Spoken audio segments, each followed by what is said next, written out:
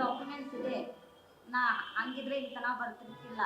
ಅವ್ರ ಕಾಲ್ ಮಾಡಿದ್ರು ನಮಗೆ, ಇಲ್ಲ ಇದನ್ನ ಪೊಲೀಸ್ ಸ್ಟೇಷನ್ ಮುಗಿಸ್ಕೋದು ಬೇಡ, ಪೊಲೀಸರನ್ನ ನಮ್ಗೆ ದಬ್ಬಾಳಿಕೆ ಮಾಡ್ತಾರೆ, ನೀನು ಮನೆಗೆ ಬರ್ರಿ ಕುಂತು ಮಾತಾಡಿ ಬಗೆಹರ್ಸೋಣ ಅಂತ. ಅವ್ರು ವಿಡಿಯೋನು ಅದ ನಮ್ಮ ಕಡೆ. ನಮ್ದು ಮೇಡಮ್ನ ಆಫೀಸ್ನಲ್ಲಿ ಕಾಲ್ ಸೆಂಟರ್ ಅಂತ ಇತ್ತು.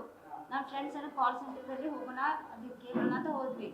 ಮಂಜುನಾಥ್ ಅನ್ನೋದು ಎಲ್ಲ ಇದ್ರು, ಅವರೇ ಇಂದ ಗ್ರೂಪ್ ಮಾಡಿದ್ದಾರೆ ನಮ್ಮಲ್ಲಿ ಕಾಲ್ ಸೆಂಟರ್ ಅಂತ MP ಎಲೆಕ್ಷನ್ ಟೈಮ್ದಲ್ಲಿ. ಅವಾಗ ಅವರೇ ಎಲ್ಲರಿಗೂ ಕಾಲ್ ಮಾಡಿ, ಇಲ್ಲ ನಾವು ಗೌರ್ಮೆಂಟ್ ಜಾಬ್ ಕೊಡಿಸ್ತೀನಿ, ನೀವು ದುಡ್ಡು ಇಷ್ಟು ದುಡ್ಡು ಕೊಡಿ, ನಾವು ಮಾಡಿಸ್ಕೊಡ್ತೇವೆ ಅಂತಂದ್ರು. ನಾವು ಇದನ್ನು ಮಾಡಲಿಲ್ಲ ಸರ್, ನಾವು BEd ಲಿಸ್ಟ್ ಒಳಗೆ ನನ್ನ ಹೆಸರು ಕುಂತಿತ್ತು, ಅದ್ರ ಕಾಲೇಜ್ ಹೆಸರನ್ನ ಬಂದಿಲ್ಲ. ವೇಟ್ ಮಾಡಿ ಆಯ್ತು ನೋಡೋಣ ಸರಿ ಅಂತ ಅವರೇ ಕಾಲ್ ಮಾಡಕತ್ತ ನಮಗೆ.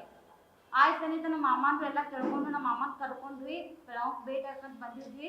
ಅವರಿಂದ ಫಾರ್ಮೇಟ ತೋರಿಸಿದ್ರು ಮೇಡಮ್ ಆಫೀಸ್ ಒಳಗಿಂದ, ಇಲ್ಲ ಇಂತಿಂತ ಗೌರ್ಮೆಂಟ್ ನೌಕರಿ ಕೊಡ್ಸಾತೀವಿ ನಾವು ಅಂತ. ಆವಾಗ ನಮ್ಗೆ ನಂಬಿಕೆ ಬರಲಿಲ್ಲ. ಅವರು ಸಂಗನ್ಗಳನ್ನ ಕಾಲ್ ಮಾಡಿಕೊಟ್ರು, ಇಲ್ಲ ನಾವು ಗೌರ್ಮೆಂಟ್ ನೌಕರಿ ಕೊಡಿಸ್ತೀವಿ, ಬೇಕಾದ್ರೆ ನಿಮ್ಗೆ ವೇಳೆ ಒಳಗೆ ಆಗಲಿಲ್ಲ ಅಂದ್ರೆ ನಿಮ್ಮ ಅಮೌಂಟ್ ನಿಮ್ಗೆ ವಾಪಸ್ ಕೊಡ್ತೀವಿ ಅಂತ ಹೇಳಿದ್ರು. ಅದೆಲ್ಲ ಪ್ರೂಫ್ ಇದೆ ಸರ್ ನಮ್ಮ ಕಡೆ. ನಮ್ಮ ಕಡೆ 4 ಲಕ್ಷ ಸರ್. ಇಲ್ಲ ಸರ್, ಕೊಟ್ಟಿಲ್ಲ. ಇಲ್ಲ ಸರ್, ಅವ್ರು ಬರ್ತಾರೆ 75% ಅಷ್ಟೇ ಕೊಡ್ತೀವಿ, 25% ಕೊಡೋಲ್ಲ ಅಂತ. ಇಲ್ಲ ಸರ್, ಇಲ್ಲ. ಅವ್ರಂತಾರೆ ಪ್ರೆಷರ್ ಹಾಕರ್ ಸರ್.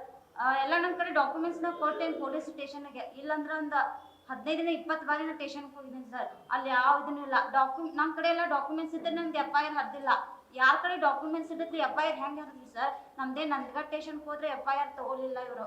ಮತ್ತೆ ಇಲ್ಲಿ ಹೆಂಗೆ ತಗೋತಾರೆ ಸರ್ ಇವರು? ಯಾರು ಸರ್? ಮೇಡಮ್ ಆಫೀಸ್ನಲ್ಲಿ ಕಂಪ್ಯೂಟರ್ ಆಪರೇಟರ್ ಕೊಡಿಸ್ತಾರೆ, ಮಹಿಳಾ ಮತ್ತು ಮಕ್ಕಳ ಕಲ್ಯಾಣ ಇಲಾಖೆ. ಹಾಂ, ಬೆಳಗಾವಿ ಶಿವಾಜಿ ನಗರದಲ್ಲಿ. ಅದೇನು ಗೊತ್ತಿಲ್ಲ, 12 ಜನ ಕೊಟ್ಟ ಅಂತ ಹೇಳಿದ್ರು.